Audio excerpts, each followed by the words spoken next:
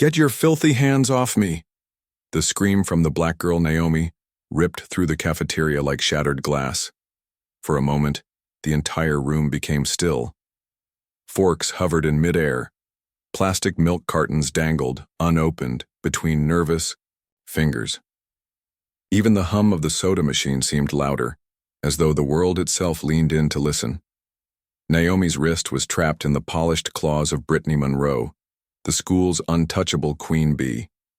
Blonde curls perfectly styled, designer shoes tapping the linoleum, Brittany carried herself like she owned not just the cafeteria, but the entire school. She smirked, enjoying the spotlight. "Relax," Brittany said, her voice dripping with fake sweetness. "I just don't want you touching my table. People like you don't belong here." The words "people like you" struck like daggers. Everyone knew what she meant. And every student in that cafeteria, whether they admitted it or not, felt the weight of those words slam against the black girl, Naomi, like a wall. Her braids swung as she tried to pull free, eyes blazing with fury. Her voice shook but carried the strength of someone refusing to shrink. "Let me go." The snickers began. Brittany's entourage, 3 perfectly dressed girls and 1 boy who laughed at everything she said, chuckled on cue, their laughter loud enough to sting. One girl lifted her phone, holding it just high enough to record. The tiny red light blinked. This moment wasn't just going to be whispered about in the hallways. It was going to live online. Naomi felt her chest tighten. She knew what it meant to be the black girl in a mostly white school. She knew the stares, the whispers, the comments about her hair, her skin, her family. But this wasn't quiet racism. This wasn't subtle. This was public humiliation. Brittany leaned in closer, so close Naomi could smell the artificial strawberry gum on her breath. "What are you gonna do?" she whispered, still loud enough for the audience. "Run crying. To your mommy? Oh, wait. You don't have the guts." Naomi's jaw clenched. Her wrist burned under Brittany's grip, her stomach twisted, but her eyes refused to drop. The cafeteria was watching. Some kids shifted in their seats uncomfortable, but none stepped forward. Some stared with wide eyes caught between horror and fascination. Others looked entertained, because cruelty, when served publicly, often drew an audience. Naomi's voice came out low but strong. "I said, let me go." The silence was suffocating. And then, slap. Brittany's hand didn't just release Naomi's wrist. It shoved her, hard, against the edge of the table. Trays rattled, milk spilled across the plastic surface. Gasps erupted across the cafeteria. Naomi stumbled but caught herself. Her chest heaved. Her face burned with a mix of humiliation and rage. She hadn't expected Brittany to actually go that far.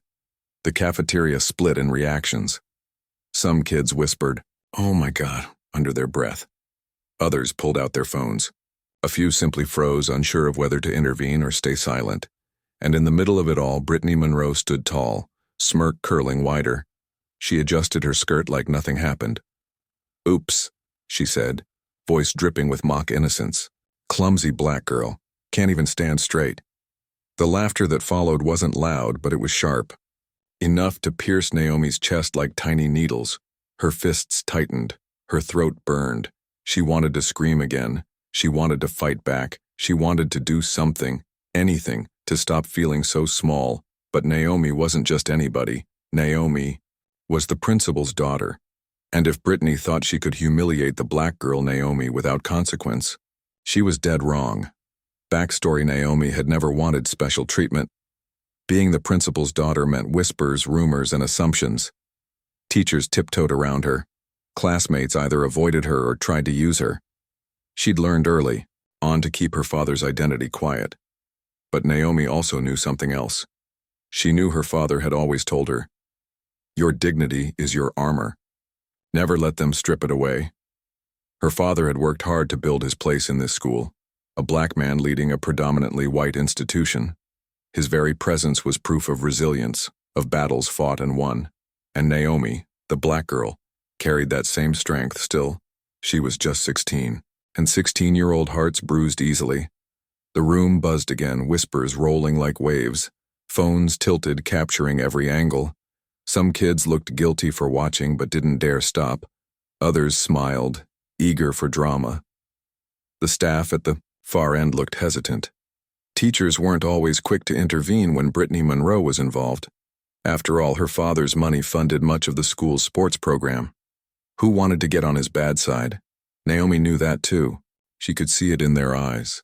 The hesitation, the fear of crossing the Monroe family. And in that hesitation, Brittany thrived. Brittany Monroe wasn't new to this. She had perfected the art of being untouchable.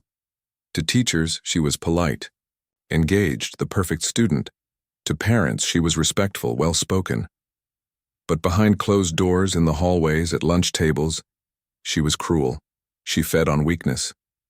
She crafted insults sharp enough to cut, and her favorite target was Naomi, the black girl who refused to bow. Naomi steadied herself, wiping spilled milk from her sleeve. Her voice quivered, but her words carried weight. "You shouldn't have done that." Brittany tilted her head, mock surprise painted across her face. "Oh, really? And what are you going to do about it, black girl?" The words dropped heavy, acidic, impossible to ignore. The cafeteria went still again. Naomi looked around, at the faces staring, at the phones recording, at the adults pretending not to see. She knew this wasn't just about her anymore. This was about dignity. This was about the line Brittany had crossed. In front of everyone. Her heart pounded. And then, the cafeteria doors opened. A shadow fell across the floor. The entire room shifted, whispers rising like a wave, because standing there, scanning the room with sharp eyes, was Principal Harris, Naomi's father. But what he did next shocked everyone. The doors slammed shut behind him. Principal Harris didn't have to raise his voice. His presence alone shifted the entire atmosphere of the cafeteria. Conversations stopped, phones lowered, and even Brittany's entourage sank, slightly in their seats. Tall, broad-shouldered, with sharp eyes framed by glasses, Harris carried himself with the quiet authority of a man who had fought too many battles to be shaken by teenage drama. But this wasn't just any incident. His gaze landed on the black girl, Naomi, his daughter, standing tense, milk dripping from her sleeve, her wrist red from the grip of Brittany Monroe. His jaw tightened. "Naomi," he said, his voice calm but firm. What happened here? The cafeteria collectively held its breath. Naomi hesitated. For years, she had tried not to lean on his authority. She didn't want to be that kid who ran to daddy whenever something went wrong. But this wasn't small. This was public, this was cruel, and it was time. Her voice wavered but carried strength. "She grabbed me. She shoved me. She called me." Naomi's words stuck in her throat. Her eyes watered, but she forced herself to finish. "A stupid black girl." The silence that followed was heavier than the slap had been. All eyes turned to Brittany. Her smirk faltered for the first time. Principal Harris turned to Brittany, his tone cold, precise. "Is that true?" Brittany straightened, flipping her curls back. She tried to regain her composure, her trademark arrogance slipping through the cracks. "She's lying. I didn't say that." But the evidence betrayed her. Dozens of phones were still recording. The tiny red lights blinked like silent witnesses. A whisper rippled through the crowd. "I got it on video." Harris's eyes narrowed. He didn't need the video yet. He could read the room. He could see the guilt behind Brittany's glossed lips. "Come with me," he said, his voice cutting like steel. "Both of you." The cafeteria parted like the Red Sea as Principal Harris escorted Brittany and Naomi out. The sound of their footsteps echoed down the hallway. Students leaned out of the cafeteria doors, whispering, speculating, sending clips of the confrontation to friends. By the time Harris reached his office, the video was already bouncing from phone to phone. Inside, the air was tense. Harris gestured for Naomi to sit in the chair across from his desk. She lowered herself, still trembling. Brittany leaned against the wall, arms crossed, trying to look unbothered but failing miserably. "Sit," Harris commanded. Brittany obeyed, her arrogance cracking under the weight of his tone. Dialogue in the office. Harris folded his hands on the desk. "Naomi, tell me everything from the beginning." Naomi inhaled shakily. "She grabbed me at the table. She didn't want me sitting there. She said I don't belong. Then she shoved me and called me a stupid black girl." Harris nodded once. He turned his gaze on Brittany. "Do you deny this?" Brittany scoffed. "This is ridiculous. Everyone knows she exaggerates. I didn't do anything wrong. She's just—" "Stop." Harris's voice was so sharp Brittany's words died mid-air. "You assaulted my daughter in front of half the school. You humiliated her in front of her peers. And you used language I will not tolerate in this institution." Brittany's face flushed red. For once, she had no quick retort. "You don't scare me," she tried, but her voice cracked. "My dad—" "Your father," Harris interrupted, "will be hearing from me before the day ends." The words hit Brittany harder than any punishment she'd ever faced. For the first time, fear flickered in her eyes. Parallel perspectives. While this confrontation unfolded, whispers spread across the school like wildfire. Teachers who had long turned a blind eye to Brittany's behavior exchanged knowing looks. Students who had once been silent victims of her cruelty felt a flicker of hope. In the cafeteria, Naomi's classmates replayed the video over and over, the audio of Brittany's slur blasting through tinny speakers. For the first time, the queen bee's armor had cracked. Naomi's small victory sitting in that office, the black girl, Naomi felt something stir inside her. For so long she had carried the weight of being silent. But now the truth was out. Now her dignity stood tall. And the best part? She hadn't even needed to reveal that Harris was her father. Brittany had exposed herself. "The principals." Decision Principal Harris leaned forward. His voice was calm, but every word was deliberate. "Brittany Monroe, consider yourself suspended effective immediately. Until further notice, you are barred from school events, classes, and extracurricular activities. A formal hearing with the board will determine whether further action, including expulsion, is required." Brittany's jaw dropped. "You can't do that. My dad, your father," Harris repeated, "is not above this school's code of conduct, and neither are you." Naomi glanced at Brittany. For the first time, she saw fear, real fear, flicker across the bully's face. But Naomi also knew Brittany wasn't done. A girl like her, with power, money, and entitlement, wouldn't go down without a fight. And Naomi was right, because what Brittany did next would send shockwaves far beyond the walls of that office. The office door slammed open so hard the glass rattled. "What the hell is going on here?" The booming voice belonged to Richard Monroe, Brittany's father. He filled the doorway with the arrogance of a man used to owning every room he entered. A pressed navy suit clung to his broad frame. His watch gleamed with wealth, and his presence reeked of power.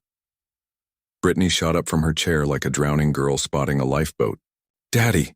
she cried, rushing toward him. He wrapped an arm protectively around her, glaring daggers at Principal Harris. "How dare you suspend my daughter? Do you have any idea who I am?" The black girl, Naomi, sat silently across the desk. Her back was straight, her eyes fixed on her father, but her pulse thundered in her ears. She knew Richard Monroe's reputation. He wasn't just wealthy, he was ruthless. A man who built his empire on intimidation and influence. Principal Harris stood slowly, his chair creaking behind him. He didn't flinch. His voice was calm, measured, like steel wrapped in velvet. "Yes, Mr. Monroe. I know exactly who you are, and I know exactly what your daughter did." Richard's eyes narrowed. "Lies. All lies. My Brittany would never do what these kids are saying." He looked around as if daring anyone to challenge him. "This is an attack. You've been waiting for an excuse to come after us." Brittany clung to his arm, crocodile tears streaking her face. "He hates me, Daddy. He's lying. She's lying." She pointed at Naomi, her voice rising into a shriek. "That stupid," black girl started it. The word hung in the air like smoke. Naomi's chest tightened, but she refused to look away. Richard smirked. "There it is. She's pulling the race card. Classic. Pathetic." The office felt suffocating, the air thick with rage and accusation. Cinematic detail. Outside the glass walls of the office, students pressed against lockers trying to eavesdrop. Teachers whispered nervously in the hallway. Everyone knew this. Wasn't just a disciplinary meeting. This was power versus principle, money versus dignity. Inside, the tension crackled. The fluorescent lights buzzed overhead. The clock ticked, loud and mocking. The principal's Principal Harris stepped closer, his voice low but resonant. "Your daughter humiliated mine, in front of half the cafeteria. She assaulted her. She used racial slurs. And the entire incident is on video." Richard barked a laugh. "Video? Please. Kids doctor videos all the time. You really think the school board will take the word of a few teenagers over me, over the Monroe family?" His arrogance filled the room like smoke. But Harris didn't waver. He glanced at Naomi, then back at Richard. "You're right about one thing. The board will be involved, and so will the community. Because this isn't just about students. This is about the kind of school we claim to be, and I won't allow racism to define it." Naomi felt a surge of pride swell in her chest. Her father wasn't just defending her, he was defending every silent kid who had ever felt small under Brittany's cruelty. Naomi speaks. For the first time since Richard entered, the black girl Naomi spoke. Her voice trembled at first, but she forced it steady. "You think I should stay quiet. You think I should just take it, but I won't. Not anymore." All eyes turned to her. Brittany's glare was venom. Richard's smirk was condescension. Harris's eyes shone with quiet pride. Naomi continued. "I didn't ask to be the principal's daughter. I just wanted to be treated with respect. But every time she looks at me, all she sees is my skin. And you let her, you taught her." The words landed like stones.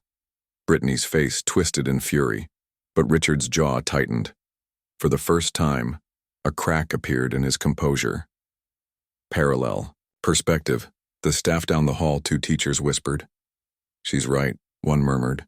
"Brittany's been terrorizing kids for years. We just let it slide. And now it's out in the open," the other replied, eyes wide. "There's no covering this up." Richard's threat. Richard stepped forward, towering over Harris. His voice dropped to a growl.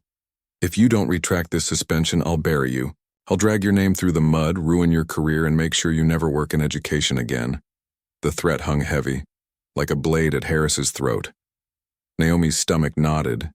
She had seen her father fight battles before, but this was war. Harris's reply. Harris didn't flinch. He met Richard's glare head-on.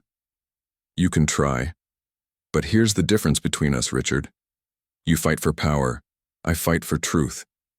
And the truth is coming out, whether you like it or not." The silence that followed was electric. Brittany's lip quivered. Richard's fists clenched. Naomi's breath caught in her chest. And then, like a spark on dry grass, the situation erupted. Richard leaned in, his voice sharp enough to cut. "You've made a mistake, Harris. You have no idea who you're dealing with." But what Richard didn't know was that the video had already left the school. Parents were watching. Community leaders were watching. And soon the entire town would know exactly what Brittany Monroe had done to the black girl Naomi. "Suspended? You can't suspend my son? Do you know who we are?" Mrs. Whitman's voice cracked like glass against concrete. Principal Harris sat tall, her hands folded on the polished mahogany desk. The morning light cut across her face, making her look like both judge and protector. "Yes, Mrs. Whitman, I know exactly who you are, and I know exactly what your son did. The school will not tolerate violence, racism, or cruelty. Not from him, not from anyone." The room went still. Even the ticking clock seemed to pause. Naomi sat just behind her mother, hands clasped tightly in her lap. The black girl who had once been cornered and humiliated now looked steady, Her eyes locked on Brandon Whitman across the office. He avoided her gaze. His jaw was tight, but for the first time, the arrogance had drained from him. 3 weeks suspension, Principal. Harris continued. Mandatory counseling and removal from student council. Actions have consequences. Mrs. Whitman sputtered. You can't, this will ruin his record. He's applying for colleges. Then perhaps, Principal Harris cut in sharply. He should have considered that before laying his hands on a young black girl and calling her names this school will not repeat. Naomi's heart swelled. For once, the truth wasn't being brushed aside. For once, someone in power wasn't making excuses. Brandon shifted in his seat. For a split second, his mask slipped and Naomi caught something new in his eyes. Was it fear? Regret? Or just the sting of humiliation? She didn't know. But she knew this. He wasn't untouchable anymore. The ripple effect word spread quickly. By lunchtime, the entire school buzzed with whispers. Did you hear? Brandon got suspended. For real? About time. Naomi stood up to him, and the principal backed her. Respect. Naomi walked down the hall that day not as the quiet black girl in the corner, but as someone seen. A few students she barely knew offered nods, a soft, hey, respect, or even a quick smile. She wasn't suddenly popular. This wasn't some Hollywood transformation where the bullied girl becomes prom queen. But the energy had shifted. People had witnessed courage. They had witnessed dignity, and in a place where cruelty usually went unchecked, that mattered. Mrs. Whitman's backlash, of course, the Whitmans weren't done. That evening, Mrs. Whitman marched into the district office, heels clicking like gunfire.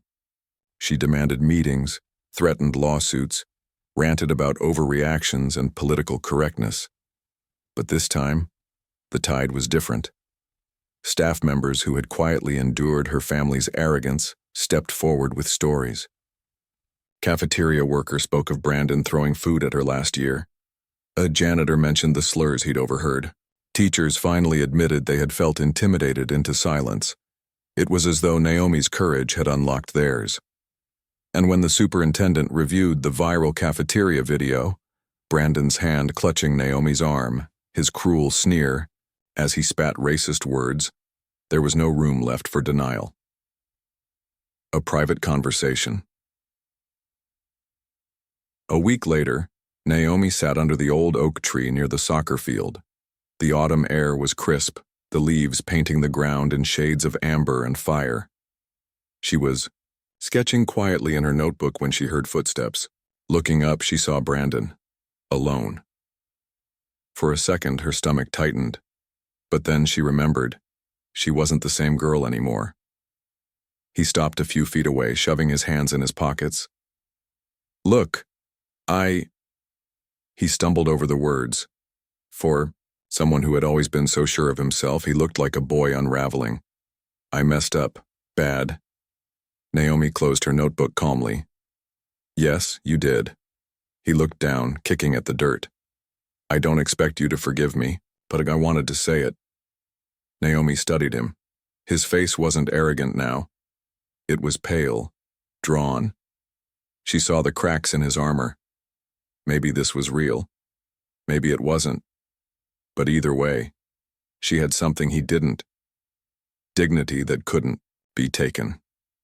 Apologies don't erase harm, she said softly, her voice steady. But taking responsibility is a start.